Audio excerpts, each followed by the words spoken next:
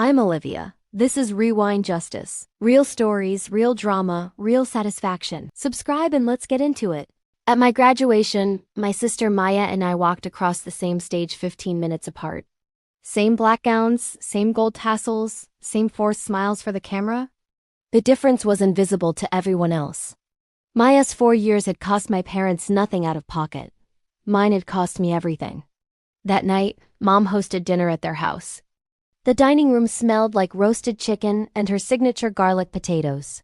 The chandelier cast warm light across the mahogany table Dad was so proud of. Maya sat across from me, radiant in a cream dress I recognized from Nordstrom. I wore a black Target dress I'd bought 3 years ago. Between the main course and dessert, Dad cleared his throat. "We have something special for Maya." He slid a cream envelope across the table. Maya opened it, and her face lit up like a child's on Christmas morning. "Oh my God, Mom, Dad, this is $150,000. Her voice cracked. She pressed the check to her chest. "I can finally put a down payment on that house we looked at. The one with the garden." Mom reached over and squeezed her hand. "You earned it, sweetheart. 4 years of hard work, and you never complained once. We're so proud of you." I waited. The silence stretched. Finally, asked, "And me?" Dad looked at me like I'd asked him to explain quantum physics. "What about you?" "I also graduated today." Mom's smile tightened. "Of course you did. We're very proud of both our daughters." So double quotes. Dad folded his hands. "Maya needed our support. You've always been so independent, so strong. You don't need anything from us. You'll figure something out." "You always do." The words hit like a slap, but I kept my face neutral. "I worked 3 jobs to pay for school. I have $47,000 in student loans. I'm living in a studio apartment with mold in the bathroom. But Maya gets $150,000? "Don't be dramatic," Mom said, her voice sharp. Maya struggled too, and we decided to invest where it made sense. "Invest?" "Yes." Dad's tone was final. "We put money where it brings returns. Maya will build equity, start a family, give us grandchildren. You double quotes." He waved his hand dismissively. "You'll survive." "You're a survivor." Maya said nothing. She just stared at the check, her thumb tracing Benjamin Franklin's face. I stood up. My chair scraped against the hardwood. "I see. Where are you going?" Mom asked. "We haven't had dessert yet. I'm done." I grabbed my purse from the back of the chair. "Congratulations, Maya. Enjoy your house." I walked to the door. Behind me, Dad called out, "Don't be ungrateful. You got a degree, didn't you? That's more than we had at your age." I didn't turn around. I just left. That was the last time I spoke to them. I blocked their numbers that night, changed my address, deleted my social media accounts. I didn't cry. I didn't scream. I just disappeared. The pattern had been there my entire life. I just hadn't wanted to see it. When I was 9, I won second place in the county science fair. I'd spent 3 months building a water filtration system out of sand, gravel, and activated charcoal. When I showed my parents the ribbon, Mom glanced up from her magazine. "That's nice, honey." She went back to reading. 2 weeks later, Maya brought home a participation certificate from soccer camp, and they threw her a pizza party. At 13, I asked Dad to teach me to drive. He said he was too busy. When Maya turned 15, he took 2 weeks off work to give her lessons. She got a car for her 16th birthday, a used Honda, but still. I got a $20 Barnes & Noble gift card and a speech about how reading builds character. In high school, Maya joined student government and theater. My parents attended every performance, every meeting. I ran cross country and made regional finals. They came to one meet, left at halftime, and stopped for Maya's recital on the way home. When college acceptance letters came, we both got into the state university. The difference was how we got there. Maya's tuition was paid in full every semester. Room and board, textbooks, even spending money deposited every month. My parents sat me down junior year of high school. "Oh, we think you should consider community college first," Mom said. "It's more financially responsible." "But Maya's going to state. Maya needs the traditional experience. You're more practical. You'll appreciate the value of working your way up. I got into state anyway. Scholarships covered 60%. I covered the rest with 3 jobs: campus library, weekend catering, and overnight grocery stocking. I slept 4 hours a night my freshman year. Maya joined a sorority. Thanksgiving sophomore year, Maya complained about her meal plan. The dining hall food is so gross. I'm losing weight. Dad immediately increased her monthly allowance. I'd lost 15 pounds that semester from skipping meals. Nobody noticed. When Maya studied abroad junior year, a semester in Barcelona that cost an extra $15,000, my parents threw a going-away party. That same semester, I collapsed in the library from exhaustion and anemia. A friend drove me to the hospital. My parents sent a text, "Hope you feel better soon." Senior year, Maya's laptop broke. She got a new MacBook Pro within 48 hours. My laptop had been held together with duct tape for 2 years. When I mentioned it, Dad said, "You're almost done. Just make it work." At every step, the justification evolved. "You're so independent. You're stronger than Maya. You don't need help. We're teaching you resilience. Maya's more delicate. You'll thank us later." I'd kept mental receipts. Not just the big things, the tuition, the car, the study abroad, but everything.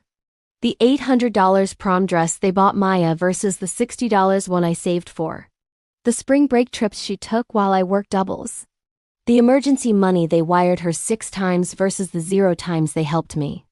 By graduation, the difference was roughly $180,000. They'd given Maya that much over 4 years. They'd given me nothing but lectures about character building and independence. I moved to Seattle 3 days after graduation. I had $900 in my account, a duffel bag of clothes, and a one-way bus ticket. No plan, no safety net. Just away. The first month, I lived in a hostel that smelled like mildew and stale beer. $20 a night. I showered in cold water and kept my valuables in a locked locker. I worked at a coffee shop during the day, $12 an hour plus tips, and did data entry online at night for $15 an hour.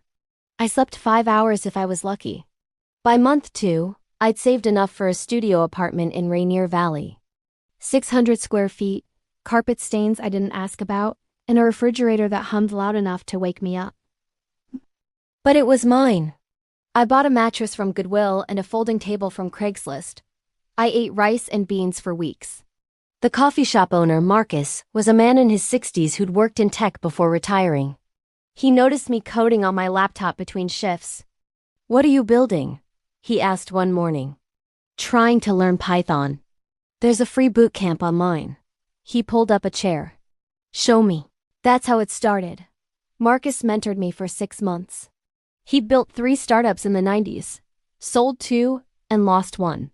He knew everyone in Seattle tech. He introduced me to people. He reviewed my code. He told me which skills actually mattered versus which ones were just resume padding. "You've got something," he said one day. "You see problems differently. You don't wait for permission. That's rare." By month 8, I completed 3 certifications. Marcus connected me with a friend who ran a small design firm. They needed someone to build internal tools. Junior developer position, $60,000 a year. I cried when I got the offer. I worked there for a year. I learned everything I could. I built tools that saved them hundreds of hours. I stayed late, came in early, and made myself indispensable. When they promoted me to lead developer, my salary jumped to $85,000. But I kept thinking bigger.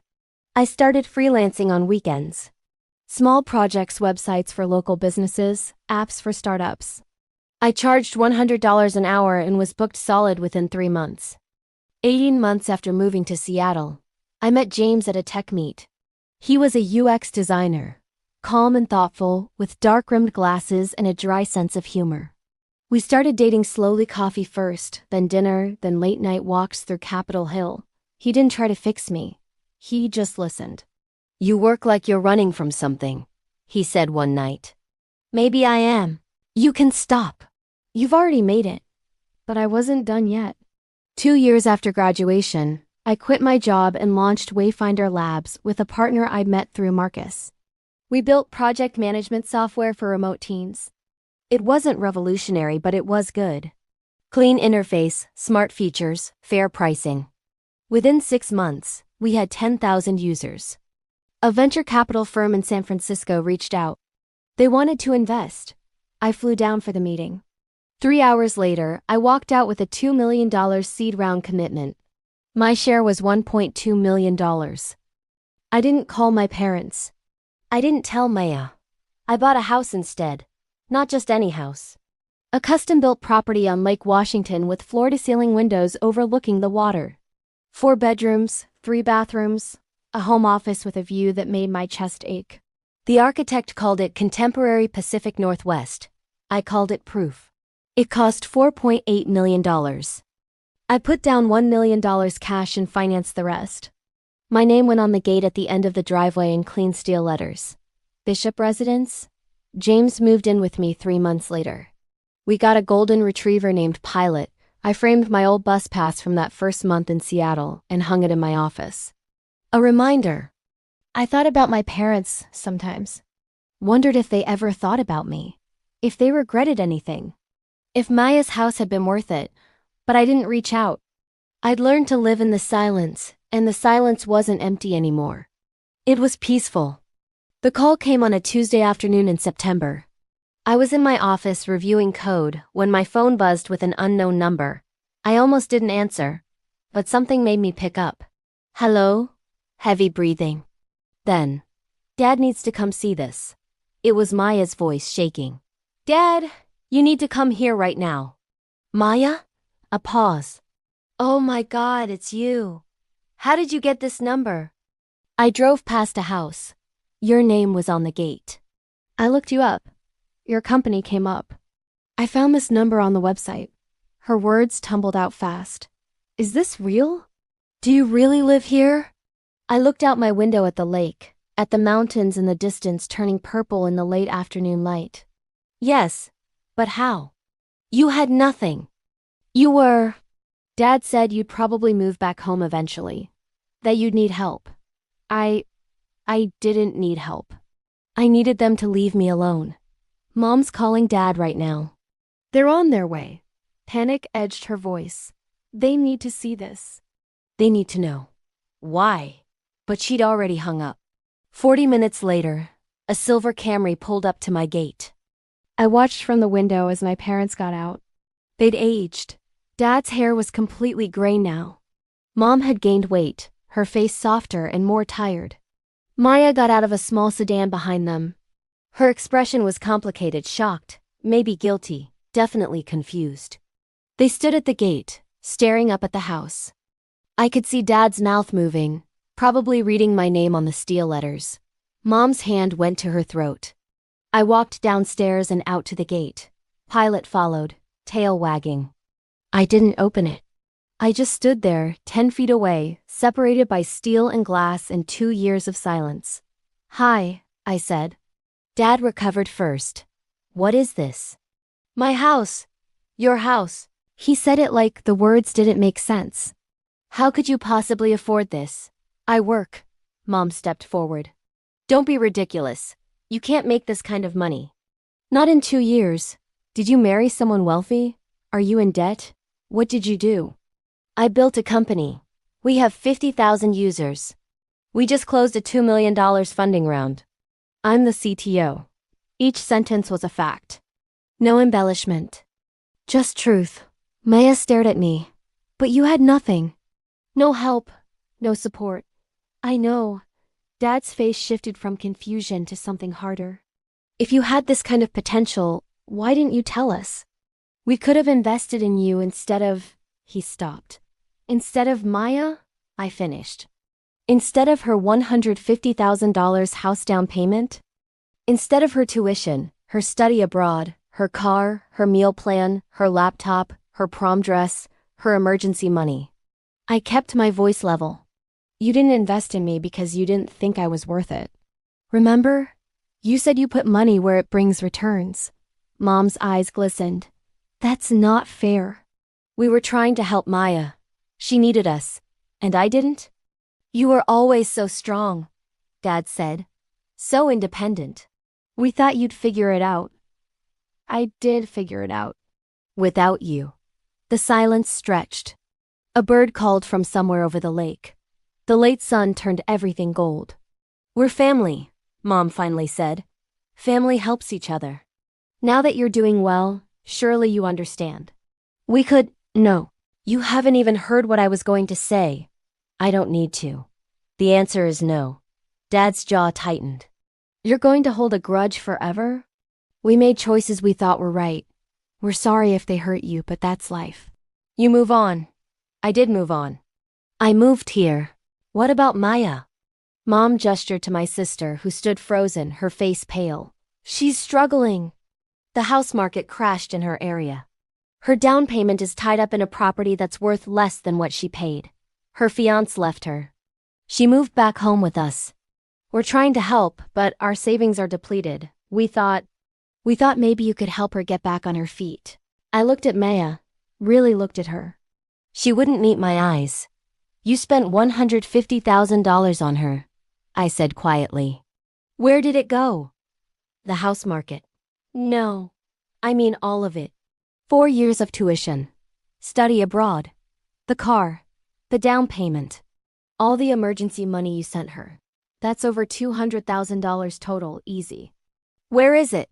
Maya's voice came out small. I made mistakes. What kind of mistakes? The house was supposed to appreciate. My fiancé and I were going to flip it. But then the market tanked, and he left, and I couldn't afford the mortgage alone. The bank foreclosed 6 months ago. I'm in debt now. Credit cards maxed out. I thought I'd start a business with what was left, but it failed. I lost everything. And now you want me to fix it. We're family, Mom repeated. You're right, I said. We are family. Which is why it's so strange that you never helped me, never offered. Never even asked if I needed anything. But now that I'm successful, suddenly I'm family again. Suddenly I'm worth your time. That's not... A black sedan pulled into the driveway behind my parents' car. A man in a dark suit got out, followed by a woman with a tablet. My business partner, Eric, and our lawyer, Michelle. Hi, Eric said, walking up to the gate. Sorry I'm late. Traffic was brutal. He looked at my parents. Am I interrupting? No, I said. We're just finishing. Eric turned to me. Quick update, the Series A closed this morning. $8 million. We're officially valued at $35 million now. He grinned. Congratulations, CTO. You just became very, very wealthy. My parents' faces went white. Michelle stepped forward. Also, Forbes wants to feature you in their 30 under 30 list. They're calling it the entrepreneur who built success from nothing. Emphasis on the nothing part. I nodded. Tell them I'll do it. Dad found his voice. Wait, $35 million? Company valuation, Eric clarified. Her equity stake is worth about $12 million right now. Give or take. He looked at me. You didn't tell them? It didn't come up. Mom gripped the gate. $12 million? On paper, I said.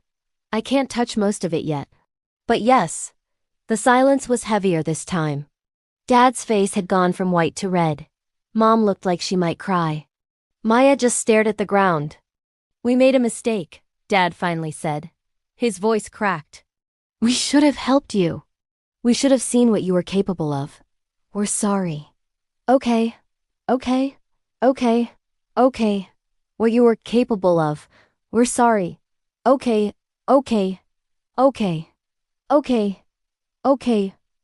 I accept your apology.